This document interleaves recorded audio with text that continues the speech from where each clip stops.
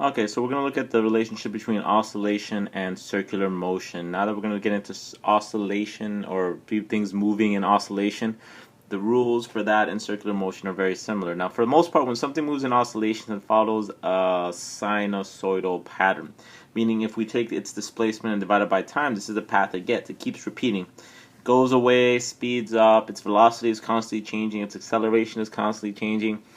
It looks really, really complicated, but in reality, it's the same thing as a circular motion object.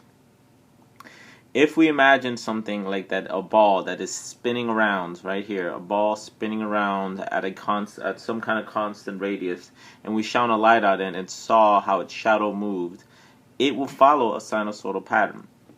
Meaning, if we found out how far away the object displaced from some kind of equilibrium point here, its actual displacement, every time it completes one complete circle and returns back, its total displacement had been 0. Its displacement is 0 every time it finishes the pattern. So from here, actually, let's do that again. Let's erase this for a moment. From here to 0 till it comes back here, its total displacement is 0. This little point is in between, is when it's on the other side of the circle. So from an x perspective, or from the displacement in the x direction, it looks like it came back. Like if you were staring at it from an angle, it looks like it's back where it was, but it hasn't come back to its actual point. It's just here versus where it started, which was here.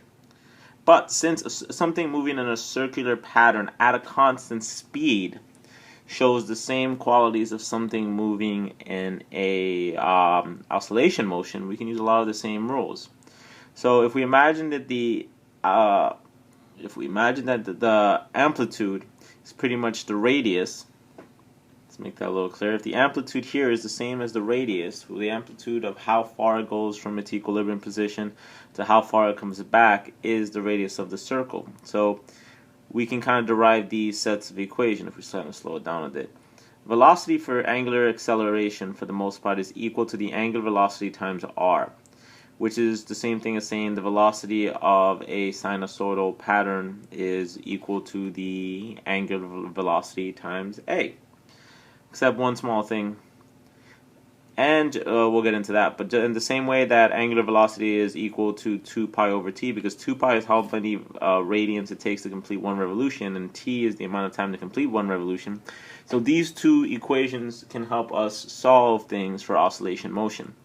The only thing we have to worry about is that technically when you're dealing with oscillation motion, you don't call it angular velocity, you call it angular frequency, even though it has the same symbol, because it still technically has the same equation and refers to the same thing.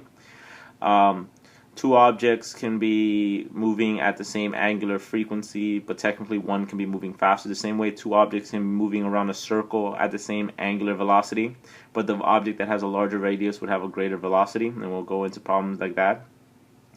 But if you just kind of think of and correlate how to help you memorize some of these formulas, how it's related to angular acceleration, it could actually help you throughout this whole chapter a lot. And we'll get into the problems and the more concepts in the next video.